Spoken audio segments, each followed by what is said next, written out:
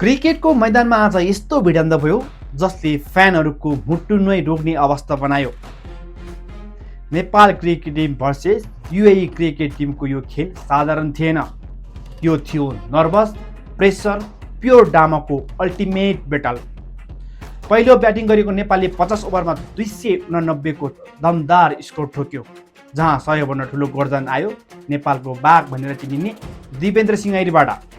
100 run मात्र होइन, त्यहाँ एउटा सन्देश थियो। मैदानमा आएपछि खेल बदलिदिन्छ। उनको साथमा विनोद भण्डारीले पनि 56 रन जोड्दै स्कोरलाई बलियो बनाए। तर असली थ्रिल त्यति बेला सुरु भयो जब डिएलएस नियमले खेललाई ट्विस्ट दियो। युएईलाई 38 ओभरमा 255 को टार्गेट। खेल अब प्योर टेन्सनमा।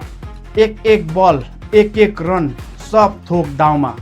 युएई का मोहम्मद सदात 65 र खुजेम तनवीर 49ले नेपाललाई दबावमा राख्न खोजे।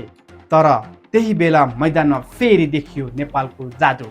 सन्दीप लामिछानेले 3 विकेट झार्दै खेलको मोड नै घुमाइदिए भने सुम्बल कामीले 2 विकेट लिएर दबावलाई चरम सीमामा पुर्याए। अन्तिम ओभरमा त स्थिति यति टाइट भयो कि सास फेर्न पनि गाह्रो। अन्ततः युएईलाई 248 मै रोकाउन सफल हुन्छ नेपाल र नेपालले 6 रनले ऐतिहासिक जित निकाल्छ।